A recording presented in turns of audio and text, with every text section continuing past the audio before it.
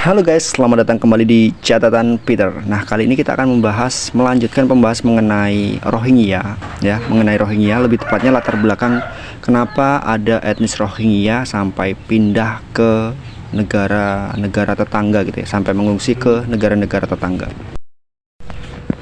Nah, yang mendasari kenapa etnis Rohingya itu sampai menjadi pengungsi atau refugee atau asylum seeker, pencari suaka ke negara-negara tetangga sekitar ASEAN seperti Malaysia, Indonesia, Thailand, dan beberapa negara yang ada di tetangga sebagai Myanmar ya. Itu karena di tempat tinggalnya di Myanmar itu ada namanya ketidakstabilan politik, terutama isu-isu pembersihan etnis Rohingya atau yang disebut dengan genosida. Nah, selengkapnya mari coba kita simak ya, seberapa problematiknya sih isu genosida tersebut di wilayah Rakhine State yang ada di Myanmar ya, yang mengancam nyawa dari etnis Rohingya.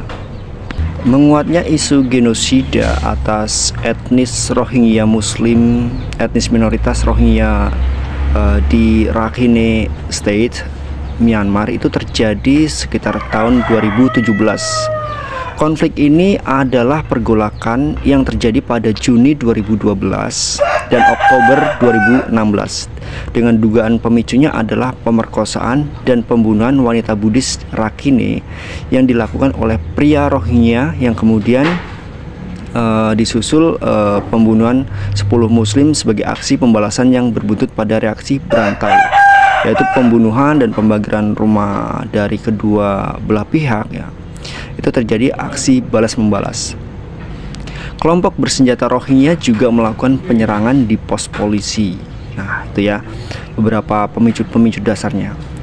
Selain itu juga ada tokoh Buddhis yang berpengaruh yaitu U Wiratu dan menyampaikan retorika kebencian terhadap kelompok muslim. Jadi ada orang yang berpengaruh, rohaniwan ya, U Wiratu menyampaikan retorika kebencian itu. Ini dikutip dari Financial Times tahun 2018.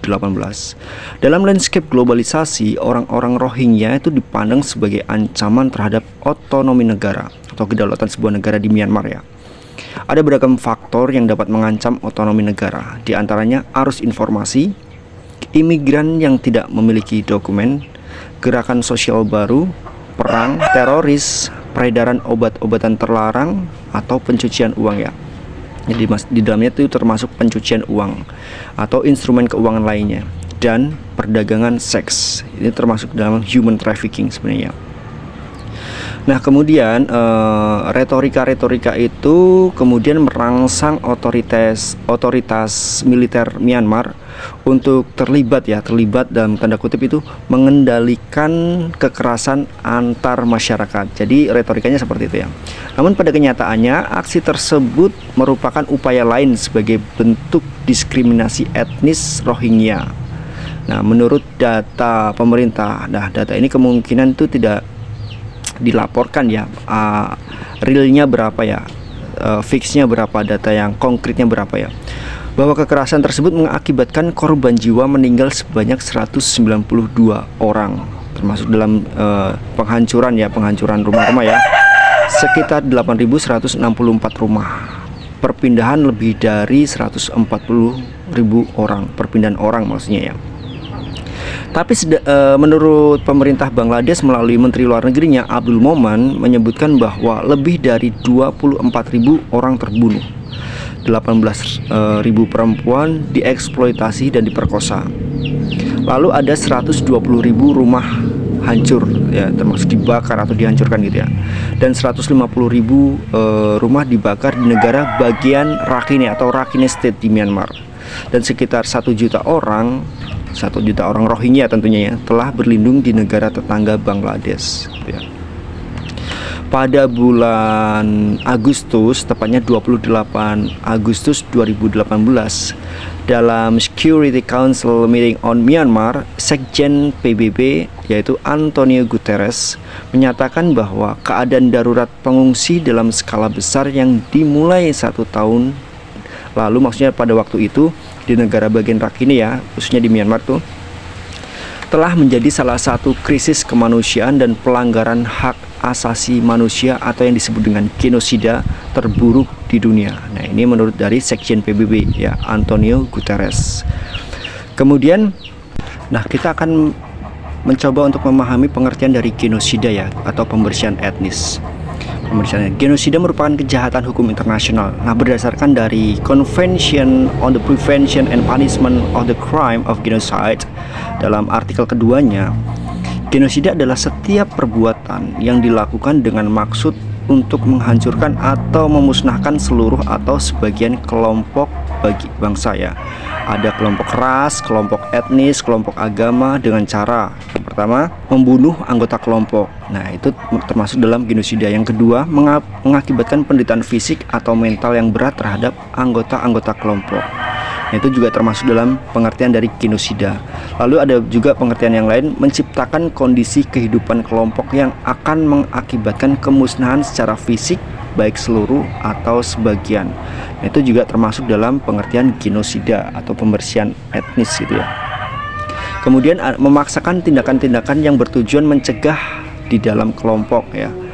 Ya, itu juga termasuk genosida ya. Lalu ada memindahkan secara paksa anak-anak dari kelompok tertentu. Jadi pemindahan anak-anak secara paksa itu juga merupakan suatu bentuk dari genosida ya. Banyak faktor sih yang mempengaruhi terjadinya genosida atau kejahatan kemanusiaan secara masif. Setiap negara, termasuk Indonesia sebenarnya ada ya, senantiasa mempunyai aktor-aktor penting dalam kaitannya dengan urusan-urusan dunia, dan kebijakan mereka dibentuk oleh masa lalu dengan cara mengejar kekuasaan dan kekayaan, tetapi juga dibentuk oleh preferensi kultural, komunalitas, serta perbedaan-perbedaan. Nah, ini menurut pengertian dari Samuel Huntington dalam The Clash of Civilization.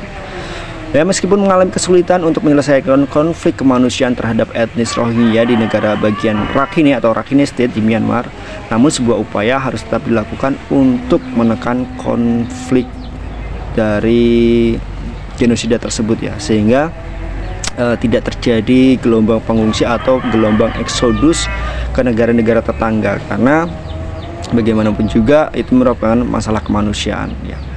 Nah, itu dia beberapa pengantar singkat ya mengenai asal-usul kenapa etnis Rohingya itu sampai pada bereksodus dalam jumlah yang besar ke Bangladesh, ke Indonesia, ke Malaysia, ke Thailand.